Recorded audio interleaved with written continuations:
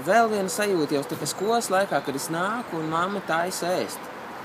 Un tā ēdiena smarža, un tieši tāda manas mammas ēdiena smarža.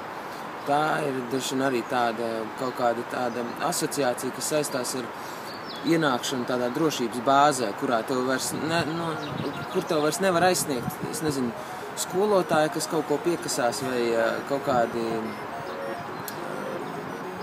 kādi bērni, kas kaut ko dara pāri, vai jebkas, kas tevi apdraud tā kā ārpusē, tā smarža, tā mājas smarža, kas tevi kaut kā pilnīgi tā kā tā norobežo un nožogo no tās mežonīgās ārpasaules.